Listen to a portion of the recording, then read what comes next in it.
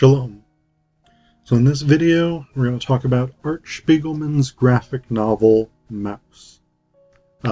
Now, before I talk about the book, yes, I am bandwagoning in a way. For those of you who don't know, and if you're interested in literary or educational issues, you probably do already know this, but maybe a month and a half, 2 months before time of filming, Maus was banned by a school district in Tennessee, which caused a massive uproar.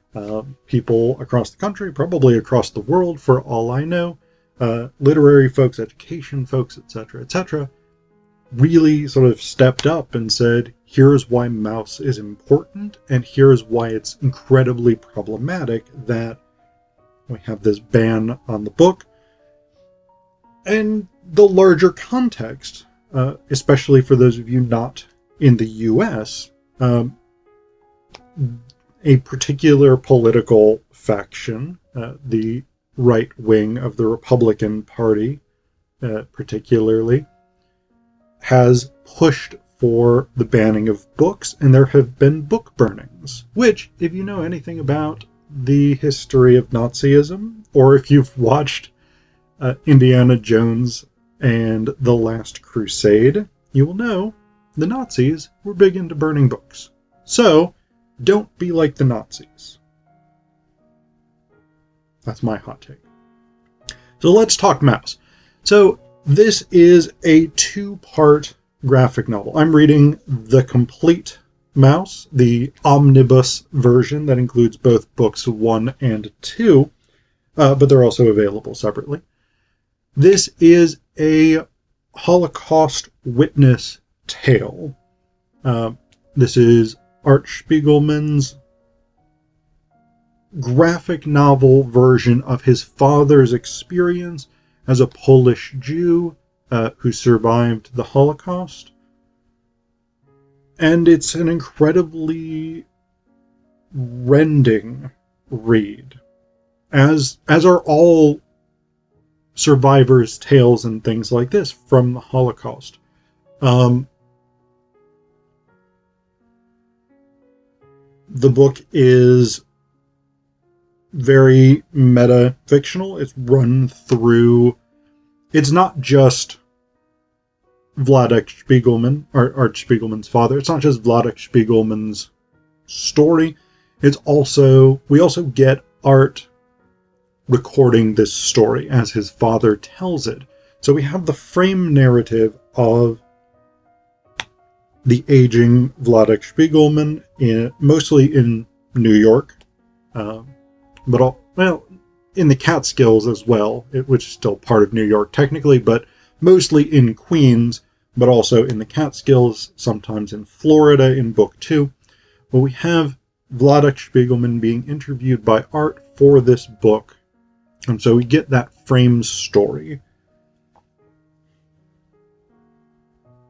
One of the things that's really fascinating about the book is the psychological trauma of survival is not just limited to Vladek. Art also deals with this kind of psychological trauma, and this is most apparent at the beginning of the second book, where we have this fairly lengthy section where Art is reflecting. So Vladek has died, and so he's dealing with the trauma of that loss. But he's also dealing with the trauma of Book 1's financial success. And there's this really haunting image here. I don't know how well my camera is going to give you a clear picture of that. But there's this really haunting image here, where the depressed Art Spiegelman sits atop the bodies of dead Jews. And in this book, Jews are presented as mice, Nazis are presented as cats, which has a cat lover and cat owner I'm not 100% on board with, but that's a minor quibble. The Poles are pigs, the French are frogs, etc., etc. So we got it's an allegory in that sense, but we have several pages devoted here to the trauma of telling this story and of being a witness, even if only a witness at second hand. But that runs throughout the book as Art continually talks to other people, particularly his wife, about the difficulties of even trying to conceptualize what his father went through.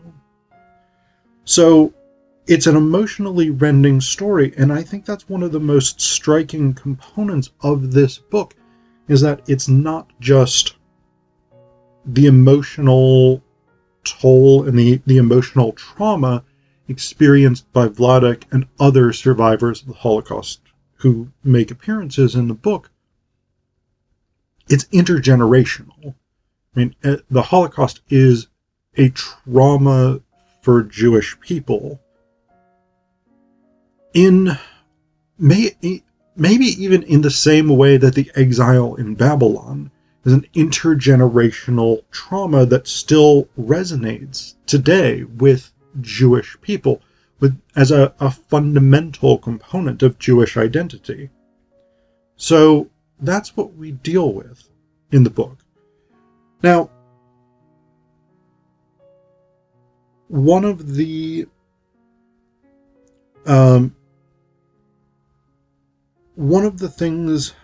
critiques that some people, I think, have made of Maus, and that Spiegelman himself acknowledges in the book as an anxiety when he was creating it, is that Vladek is in many ways a stereotypical kind of almost miserly older New York Jewish man.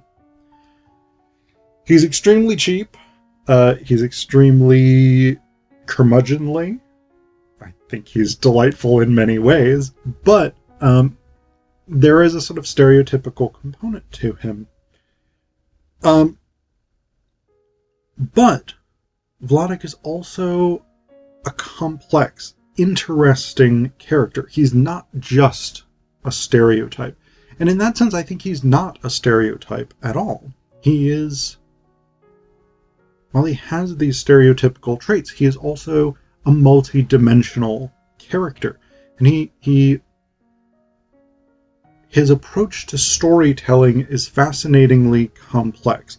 Like early in the book, in the first book,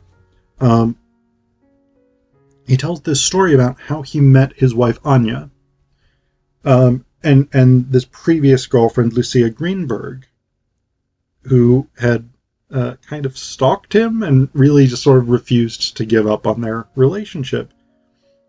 And he says to Art, "But this, what I just told you about Lucia and so, I don't want you should write this in your book." And Art says, "What? Why not?" Vladek says, "It has nothing to do with Hitler, with the Holocaust." Art says, "But Pop, it's great material. It makes everything more real, more human." And that's actually a great point, because it does build complexity. And Art says, I want to tell your story the way it really happened." And Vladek says, "But this isn't so proper, so respectful. I can tell you other stories, but such private things I don't want you should mention." So again, he's got this depth and this fascinating intrigue to him as a character. He is complex, and I think I did not know Vladek Spiegelman, but one of the anxieties that Art repeatedly introduces into the book is about presenting him accurately and honestly. And I think, not having known the man, I think Art Spiegelman has done an excellent job with that. But let's talk about the actual crux of the book, which is the Holocaust. as we start moving into the late 1930s, 1938, 1939, and into the 1940s.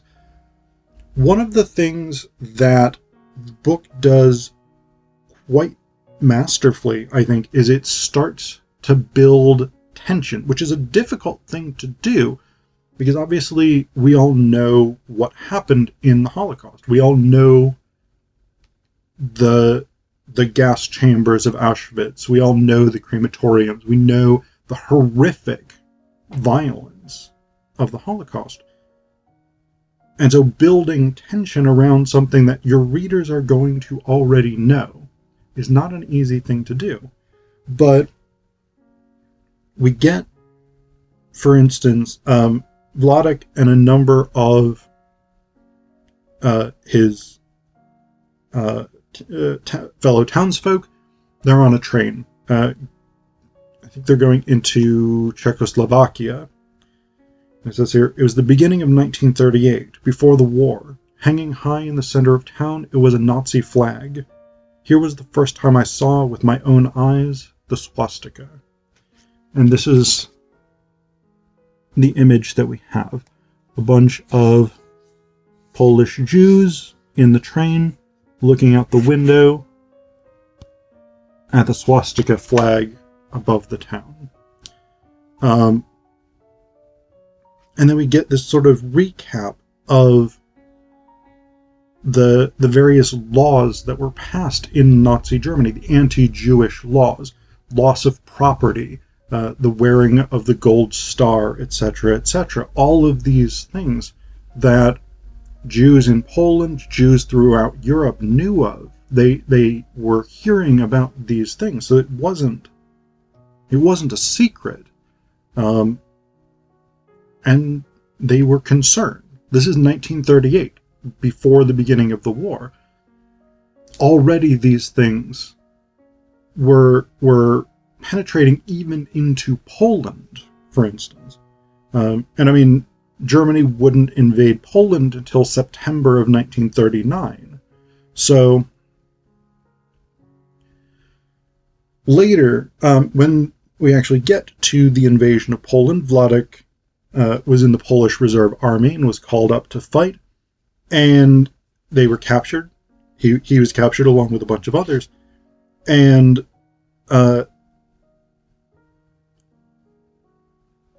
they were taken to Lublin, to a bunch of big tents, and he says, eventually came some people to see us from the Jewish authorities. And basically the Jewish authorities tell them, it's a very bad situation. Just before you arrived, there was another group of released war prisoners. 2 days ago, the Nazis marched them into a forest, and they shot them, all of them. They killed 600 people. And Art sort of says, pulling us back to the present, to the storytelling, Art says, I thought you were released as a prisoner of war. Vladek says, exactly so. International laws protected us a little as Polish war prisoners, but a Jew of the Reich, anyone could kill in the streets. So we've got this rising tension as violence begins to ramp up. And Vladek is in these various... the Jews of his town get moved from various towns to towns, get corralled into increasingly small ghettos, etc., etc. So all of this makes up a large portion of Book 1. And we get these very difficult choices that people during the Holocaust had to make. So for instance, at one point, Vladek and Anya, along with a number of their other family members, bribe the authorities essentially to let them send their children with another family member who lives in a different town where things were not so bad for Jews at that point. But they learn later on that when the Jews in that town were going to be evacuated and sent to the camps, that the mother of the family that they had sent their children with poisoned them rather than let them be sent to the gas chambers. So we've got those things, and again, these things build tension throughout.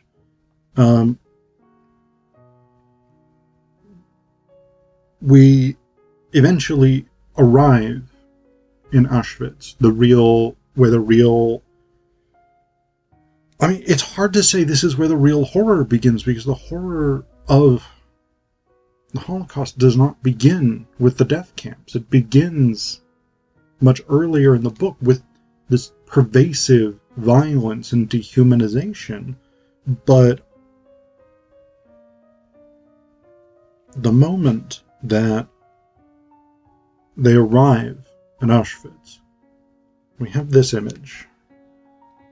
The gates of Auschwitz, with Nazis, with German shepherds, etc., etc., and what it says here.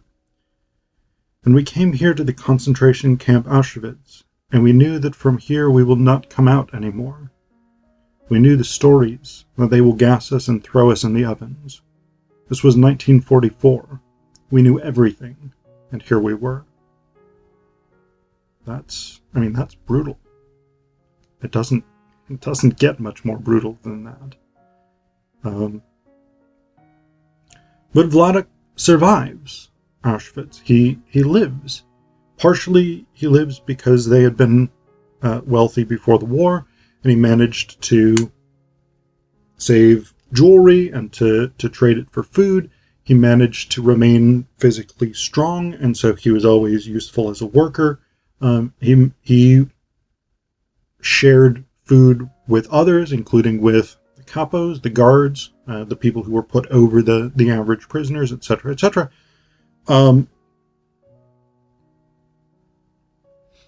And so he manages to survive.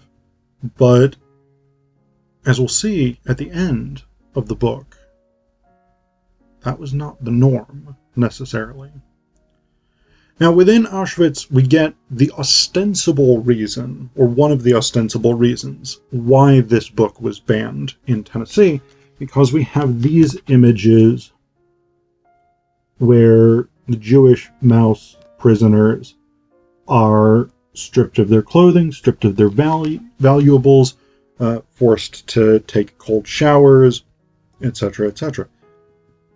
Ostensibly, the nudity in the book was one of the reasons, along with the fact that there's a depiction of hanging, or a couple of depictions of hanging. Those were ostensibly the reasons why the school board in Tennessee banned this book. And if you believe that, I have a wonderful seafront property in Nebraska to sell you. But we get, again, the book is just sort of run through with these horrific moments, and there was another one that I had marked here to talk about, but I'm not going to. It's a horrific account where we have details of how the gas chambers worked and descriptions of the horror of the gas chambers and of taking bodies out of the gas chambers to go to the crematoriums. And I'm not going to talk about it.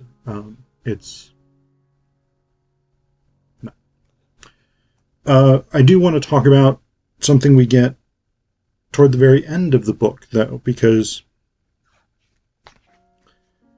Vladek finds a shoebox maybe, cigar box, something like this, of photos from Poland. Relatives, Art's ancestors, family, friends, etc., etc. And for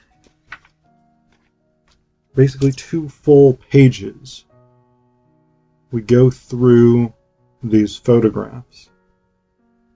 And Vladek tells us how everyone died, how each person died. There's maybe 1 or 2 exceptions, people who survived, like Vladek did. But then we go through on the next page. Vladek reflects on how everyone in his family, except himself, had died, and he doesn't even have any pictures of them. It's an absolutely heart-rending ending to the book. And again, it brings us back to that idea that the trauma of the Holocaust is not just in the deaths, not just in the violence, but in the genocidal destruction of families, of connections, of human relationships. And it is an intergenerational trauma because of what it took from especially Jewish people, from what the Holocaust took from everyone who was targeted.